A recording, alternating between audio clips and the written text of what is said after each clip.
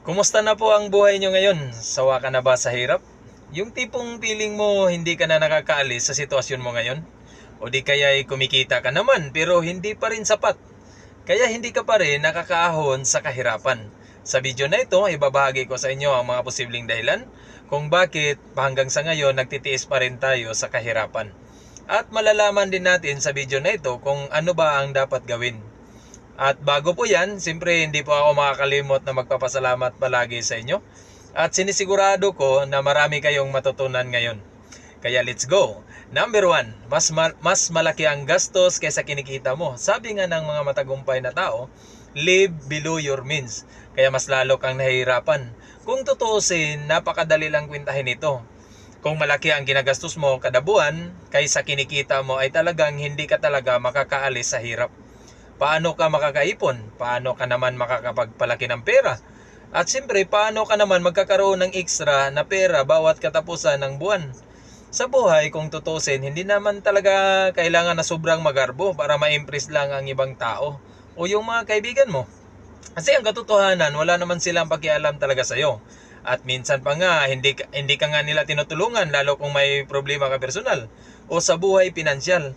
Kung meron man siguro, baka iilan-ilan lang ang mga taong ito ay kasamahan mo lang sa ligaya at sarap. Baka pagdating sa hirap ay mawawala na din sila.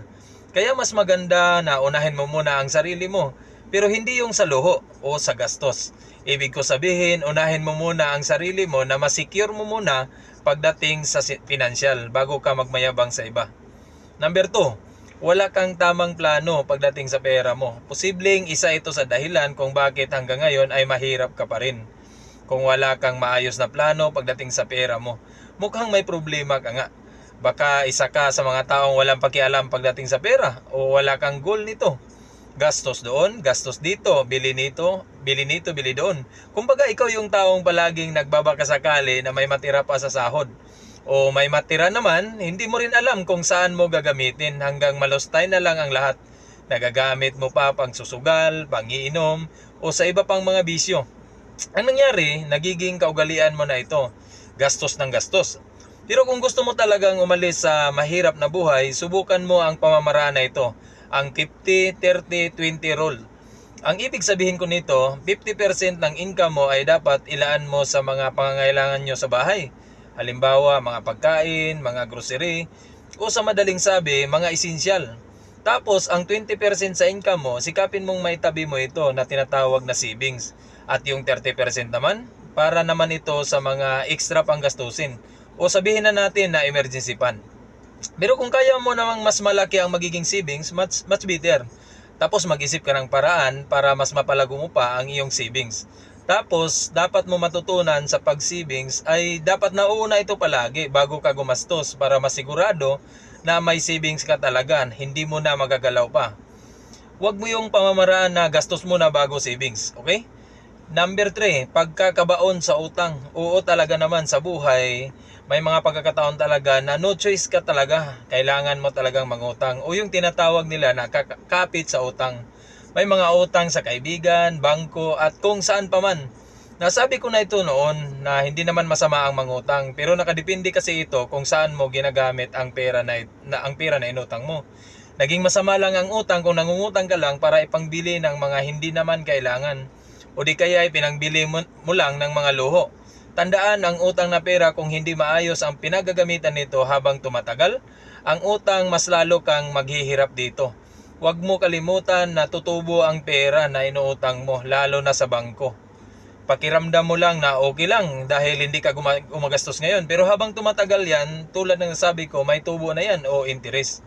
Ang mahirap pa dito, mahirap na nga ang buhay, nasanay ka pang mangutang. May posibilidad pa na ulit-ulitin mo pa itong gawin. Kaya mas mahalaga kung may gusto kang bagay, dapat afford mo ang mga ito. Number 4, ipon at investment. Malamang isa ka sa mga taong wala nito, kaya hanggang ngayon nagtitiis ka pa rin sa hirap ng buhay. Palagi ko na itong sinasabi na kailangan talaga nating mag-ipon at yung ipon natin, dapat matutunan din natin kung paano ito palaguin. Huwag kang maniwala sa iba na sinasabi na huwag ka na mag-ipon. Ang salitang ito para lang kasi ito sa mga taong sobra-sobra na ang pera o magaling na pagdating sa pagpaikot ng pera. Pero kung baguhan ka pa at wala ka pang masyadong idea, mas ligtas pa rin ang nag-iipon. Para kung sakaling may biglaang pangangailangan, may mahuhugot ka. Iba kasi pag may ipon ka talaga. Pag may opportunity, madali mo lang i-grab ito. Halimbawa dito ang pagkakaroon ng munting negosyo.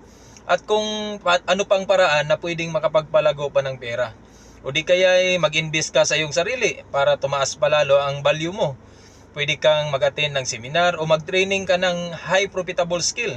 At iba pa na pwedeng makatulong pa sa pag-angat ng buhay mo. Lahat ng mga nabanggit ko, lalo na sa pag-i-invest ng pera, ay may risky po ito konti. Pero ganun talaga. Kasi kung hindi mo rin ito gagawin, hindi ka rin aangat sa buhay. Maliban pa dyan, kung hindi mo ito gagawin, hindi mo rin malalaman. Number 5, ang pagbili ng bagay na hindi pwedeng pagkapirahan. Baka naman biktima ka rin ito. Majority sa mga ginagawa mo ay puro talaga expenses. Panay bili ng mga bagong sapatos, bagong bag at kung ano-ano pang pagkagastusan. Nakatambak lang naman sa iyong kwarto ang mga ito. Oo, totoo naman may mga bagay talaga tayong binibili na hindi naman pinagkakikitaan. Pero kung kaya mo namang kontrolin ang sarili mo sa pagbili ng mga bagay na hindi naman masyadong kailangan, sigurado ako kahit papaano makakalikom ka ng konting pera. Aanhin mo naman ang bagong motor kung hindi mo naman ito pagkakakitaan. Mas lalo ka lang hindi makaalis sa buhay mahirap dahil ang bagay na ito, kung ipagmayabang mo lang din naman ay sigurado wala din. Kaya sino ba naman sa atin ang gustong maghirap sa buhay? Wala naman siguro. Kaya kung ang goal mo makaalis sa hirap ng naranasan mo ngayon, ngayon na, baguhin mo na ang mindset mo. Turuan mo ang iyong sarili na matutong tumingin sa mga bagay-bagay para gawing opportunity at pagkakakitaan mo ito.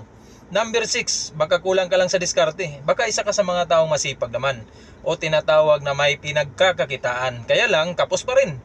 Malamang may kailangan kang baguhin sa sarili mo. Baka masyado kang magastos tulad ng nabanggit natin kanina. O di kaya sabihin mo, hindi naman ako magastos. Malamang ang problema mo dito ay ang income mo. Baka naman masyado itong mababa. So ngayon, alam mo na ang problema mo. Kaya gumawa ka na ng paraan para mapalaki pa ang kita mo. At para makaalis ka na sa kalagayan mo ngayon. Marami namang paraan. Baka pwede mong subukan ang magdagdag ng ibang pagkakitaan. O di kaya baka pwede mong subukan ang magkaroon ng maliit na negosyo. Gamitin mo ang extra time mo para gawin ang mga ito. Huwag ka umasa na bigla na lang may babagsak na pera sa harapan mo. Kaya kailangan mo itong trabahuin ng malupit para mapabuti na ang buhay mo at ang pamilya mo. Number 7, ubos biyaya. Baka naman ganito ka. Ubos biyaya ka agad kaya hindi makalis-alis sa buhay mahirap. Dahil parang laging nananalo ng luto pag nagkakaroon ng pera o sahod. Yung tipong akala mo hindi nauubos ang pera. Ang masakit dito, akala mo lang talaga yun. Kaya ang ending, wala nang natitira. So balik ulit sa ikot ng buhay, antay ulit ng kinsinas katapusan. Oo, masarap naman talaga magpakasaya ngayon. Inom-inom, party-party with friends. Pero ang tanong, paano naman ang iyong hinaharap? Tandaan natin, hindi tayo forever young. Sa komersya lang natin ito nakikita. Pero kung okay lang sa iyo ang buhay mo ngayon, ay wala tayong magagawa kasi buhay mo naman yan. Pero tulad ng nasabi ko, ang advice na ito ay para lang sa mga taong may balak at gustong guminhawa ang buhay. So dito na natin tapusin ang video na ito. Maraming salamat sa inyong lahat. Sana hindi nasayang ang oras na panonood nyo sa video na ito. At siyempre sana magtagumpay po tayong lahat. Paalam.